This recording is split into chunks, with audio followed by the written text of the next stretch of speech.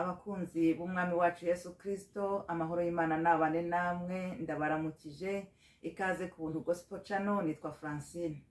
Uyu munsi tugiye kuganira ku magambo atuma umuntu yitekerezaho, atuma umuntu asubira inyuma agatekereza aho ahagaze. Nanjye kuvuga ngo ku magambo akomeye, ariko nibutse ko amagambo yose yo muri Bibiliya akomeye.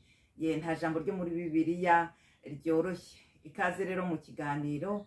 Umutwe w'ikiganiro uravuga ngo gukiranuka, umuhamagaro wo gukiranuka, umuhamagaro wo gukiranuka mu cyiciro cy'umwuka. Twahamagariwe gukiranuka, twahamagariwe kuba intungane. Timote wa 2 umutwe wa 1 umurongo wa 9 baratubwira ngo Imana yaduhamagariye ubutungane. Ndetse no muri mu Batesaloniki, ibaruwa yandikiwe abo muri Tesaloniki umutwe wa 4 uhereye ku murongo wa 3 baratubwira ngo Imana yaduhamagariye gutungana. Muri Matayo 5 umurongo wa nyuma wa 48 uratubwira ngo mwebweho muzabe intungane nk'uko so mu ijuru ari intungane. Uwo muhamagaro rero uburyo kitutambukamo, Imana ireba uburyo kitubanye nayo n'uburyo kitubanye na bagenzi bacu, ariko ahanini kikunda kutugora n'uburyo kitubanye na bagenzi bacu, kuko bagenzi bacu turaturanye, turahorana, kandi intege nke zabo cyane intege nke zacu zikagongana, ariko hamwe na Kristo turabishobora. Ijambo ry'Imana riravuga ngo nshobozwa byose na Kristo umpa imbaraga. Rero Imana iduha imbaraga zo kubishobora. Iyo witegereje usanga uwo muhamagaro wo gukiranuka w'ubutungane abantu baragiye bawutambukamo kuva kera, ndetse no muri iki gihe mu byiciro bitatu. Icyiciro cya mbere ni icyiciro cyo mu gihe cya Musa, mu gihe cya Mose, aho bari bayoborwaga n'amategeko. Rero yari amategeko yo kugabanya. Navuga ko icyo cyari icyiciro cyo kugabanya gukora ibyaha, kuko bari bafite nk'umuco wo guhora. Iyo umuntu yakosaga, umuntu yajyaga mu muryango wamukoshereje akabica bose, akabarimbura. Rero bari bafite amategeko ababwira ati nibura mugabanye, nimba bishe umwe namwe mwice umwe, ijisho rihorerwa ijisho, iryinyo rihorerwa iryinyo. Bari bafite umuco, itegeko ribemerera gusenda umugore, n'andi mategeko menshi atari yemewe. Icyo cyiciro rero cyari icyiciro cyo kugabanya ibyaha, kugira ngo nibura abazimana nibura bagira aho bahera. Icyiciro cya kabiri ni icyiciro cyo mu gihe cya Yesu, ni icyiciro cy'ubutungane ku rwego rw'iby'amategeko asaba. Ni ubutungane mbese mu cyiciro cyo gukora ibyo amategeko asaba. Usomye muri Matayo 5 uhereye ku murongo wa 17 gukomeza kurangiza uwo mutwe, amagambo arimo turi buyakoreshe cyane. Yesu yaravuze ku murongo wa 17 ngo sinaje gukuraho amategeko, ahubwo naje kuyanonosora, kuyuzuza, kuyagira neza, kuyavugurura. Aravuga ati mbese isi zarinda irangira nta n'akadomo kavuye kuri ayo mategeko. Ariko ku murongo wa 20 turi muri Matayo 5 arababwira ati niba gukiranuka kwanyu, niba ubutungane bwanyu butaruta kure ubwo abigisha amategeko aribo banditsi n'abafarisayo, ntabwo muzinjira mu bwami bw'ijuru. Aho yari arimo atwereka ko hari icyiciro bakoreragamo, cya kindi cyo kugabanya ntabwo giheje ubutungane, nticyakugeza mu ijuru. Yari arimo avuga ati niba rero ibyo bababwiye mu mategeko abo babigishaga mutagize ubutungane burenze ku gipimo icyo ngicyo, ntabwo muzigera mwinjira mu bwami bw'ijuru. Icyo ni kimwe mu bimenyetso bitwereka ko icyo cyiciro cya kera nta hantu cyashoboraga kugeza umuntu.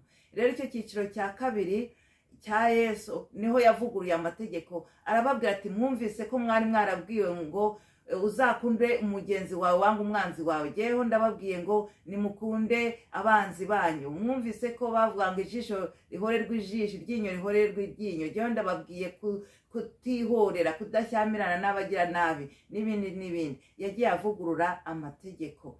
Rero tugashobozwa nawe, atanga imbaraga zo gushobora kubishyira mu bikorwa. Ubyerekeranye n'uko Yesu adushoboza, wenda tuzabiganiraho ikindi gihe. Iki cyiciro cya kabiri rero akamaro kacyo ni ukutubohora, kuko icyiciro cya mbere nubwo akamaro kacyo kwari kugabanya ibyaha, ariko ntibyababuzaga gukora ibyaha. Nyine kwari kugabanya, ariko icyaha ni icyaha. Bari bananiwe, bahoraga bajyanwa bunyago, bahoraga bagwiririrwa n'ingorane ziturutse ku byaha byabo. Ni ukuri ibyaha biraruhisha, biravuna. Rero Yesu yavuguruye amategeko, abaha inzira, kandi akaba ari we uzabashoboza, natwe nyine azadushoboza kugira ngo turuhuke. Iki cyiciro cya kabiri rero ni ukuruhuka, tukaruhuka ingaruka z'ibyaha, tukaruhuka ibihano biturutse ku byaha, mbese ni kubohoka. Iki gice cya kabiri nicyo kuruhukiramo, nicyo kubohokerwamo. Ariko nanone dukomeje gusoma ijambo ry'Imana muri Luka 17 usangamo amagambo atubwira yuko icyiciro cya kabiri nacyo kidahagije, aho Yesu avuga ati ninde mugaragu, ni Luka 17 guhereye ku murongo wa 7, ninde mugaragu wamara gukora imirimo ashinzwe akicara adakurikijeho no kugaburira cyangwa no guseriva shebuja?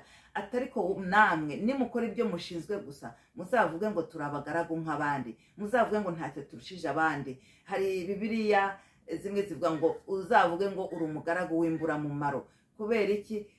Icyiciro cya kabiri ni amategeko, twarabitegekwaga n'itegeko ry'urukundo. Yesu yaravuze ngo ndabategetse ngo nimukundane. Nimba tugarukije kuri ibyo dutegekwa gusa, bigaragara yuko ari bisanzwe, ngo ntacyo tuba turushije abandi. Icyiciro rero cya gatatu cyo kitwinjiza mu kuri kose. Hari ijambo Yesu yavuze mu butumwa bwiza bwa Yohani 16 uhereye ku murongo wa 13, aravuga ngo umwuka naza ngazabayobora mu kuri kose. Ukuri kose, ijambo ry'Imana ni ukuri, Yesu ni ukuri, mwuka ni ukuri, na data ni ukuri. No kuvuga ngo dufite data, mwana n'umwuka n'ijambo byose hamwe. Uwo mwuka twahawe aziramo byose, ukuri kose. Umuntu akubwiye ngo akubwije ukuri kose, abaranguje, nta gisigaye inyuma, nta kintu abagukinze. Rero muri uko kuri kose n'ubwiza burenzeho, ni ugukora ibirenze ibisabwa n'amategeko. Ni ukuvuga ngo ibisabwa n'amategeko uba wabirangije, noneho hakazaho gukora ibirenze ibisabwa n'amategeko. Iki cyiciro cya gatatu nicyo duhamagarirwamo. Iki cyiciro cya gatatu niho ubutungane buri. Iki cyiciro cya gatatu noneho werera imbuto abandi, uhesha Imana icyubahiro. Mu gihe icyiciro cya kabiri kwari ukubohoka, icyiciro cya kabiri kwari ukuruhuka, noneho iki cyiciro cya gatatu nicyo kibikorwa, aho uhesha Imana icyubahiro, aho ugirira umumaro abandi, aho ukora ibigirira umumaro abandi. Reka dusome ijambo ry'Imana dusanga muri Matayo 20 wahera ku murongo wa mbere, ariko kugira ngo wumve inkuru yose, ariko turasoma 12 kugeza kuri 15. Ni inkuru yaho Yesu yabaciriye umugani ngo umuntu yararitse abakozi, bamwe baza mu gitondo kare, abandi baza saa 10, abandi baza saa 11 agiye kubahemba. Ahera kubaje nyuma kandi nabo abaha idenari rimwe, kandi idenari cyari igihembo cy'umuntu wakoze umunsi wose. Reka dusome umurongo wa 12 kugeza kuri 15. Abaje nyuma bakoze isaha imwe gusa, ubagiriye nkatwe twahanganye n'umunsi wose n'izuba. We rero asubiza umwe muri bo ati, mugenzi wanjye, ntacyo nkurengerejeho, ntacyo nkurenganyijeho, si idenari imwe twasezeranye? Fata ikiri icyawe maze wigendere. Jye nshatse guha uwaje nyuma nk'icyo nguhaye, sinshobora se kugenza uko nshaka mu byanjye? Cyangwa se undebye nabi kuko ngize neza? Twakira ijambo ry'Imana. Iri jambo riratwereka uburyo ki kugira neza birenze ku by'amategeko ari byo duhamagarirwa. Yesu yajya gukorera mu cyiciro cya mbere, abo baje saa 10 na saa 11 ntabwo yari kuba yabangaje. Bari bamaze kurya, wenda bamaze no kunywa, bari abaza kunebwesha abandi. Ayo masaha ntiyari kwangaje. Iyo ajya gukora mu cyiciro cya kabiri, cya kindi twahoze tuvuga, aba yarabangaje, ariko noneho agakurikiza amategeko. Akavuga ati, niba umuntu wakoze umunsi wose ahembwa idenari imwe, mwebwe ndabagabanyiriza mbaho ibihwanye n'amasaha 2. Icyo gihe nta tegeko ryari kumucira urubanza, yari kuba bahaye ibihwanye n'amasaha bakoze. Ariko noneho abahaye ibingana n'ibyo abakoze umunsi wose bakoreye. Aha rero biratwumvisha ko nta tegeko ryo kugira neza rihari, nta mupaka wo kugira neza uhari. Ubundi amategeko icyo abereyeho ni ugushyiraho umupaka bagira nabi.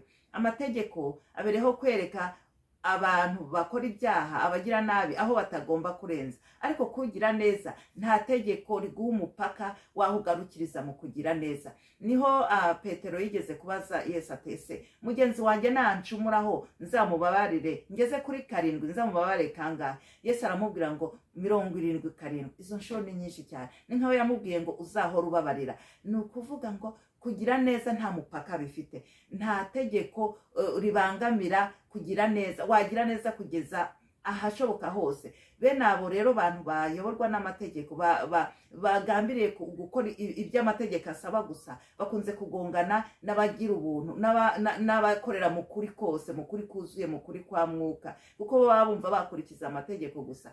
Niho Yesu yagiye agongana n'abafarisayo, kuko isabato yo barayikoreshaga nk'itegeko kugira neza, bakaba bakurimita, bakaba batagira neza kubera iryo tegeko ry'isabato. Noneho rero Yesu niho yababwiye ati ni iki cyemeye ku isabato, kugira neza cyangwa kugira nabi? Yashatse kubasobanurira koko kugira neza bitagira umupaka. Ku isabato uramutse ukoze neza, ukoreye umuntu neza, ibyo ngibyo ntabwo itegeko ribiboha, nta tegeko riboha kugira neza.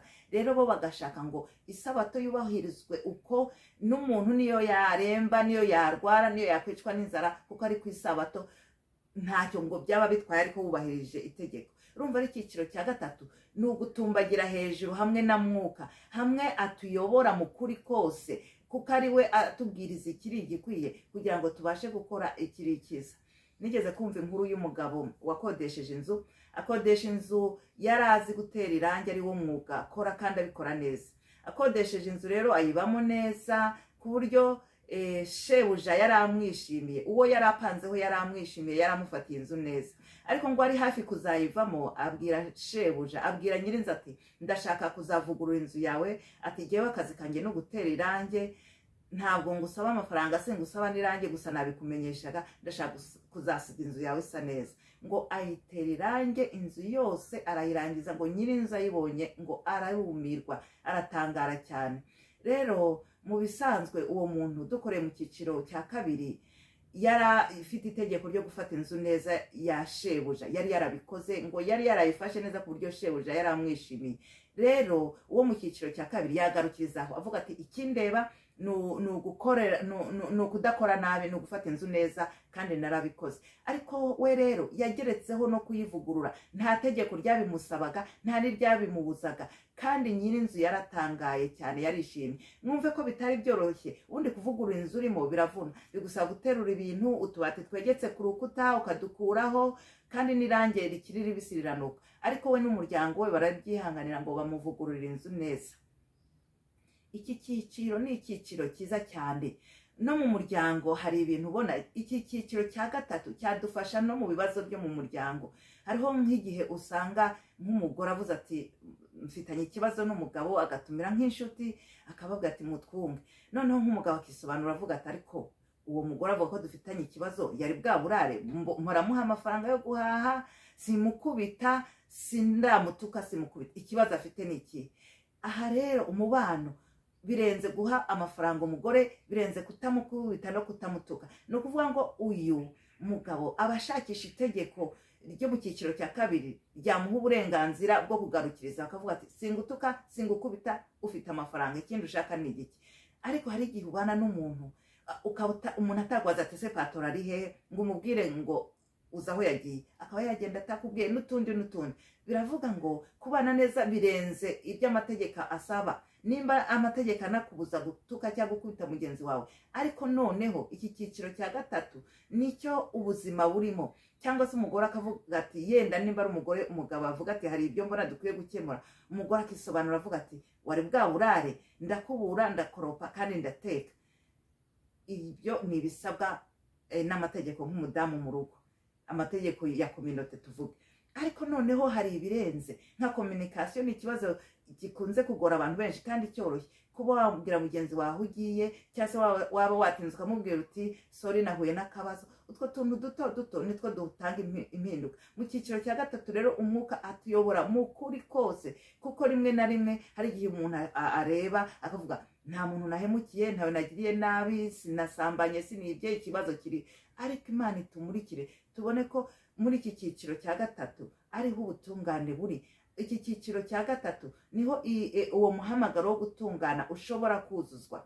Akamaro ka mbere rero iki cyiciro cya gatatu gifite nuko Imana ihabwa icyubahiro. Ibikorwa dukoze bihesha Imana icyubahiro, abantu bakamenya iyo Mana dukorera. Imana izina ryayo rigasingizwa kubera ibikorwa dukoze.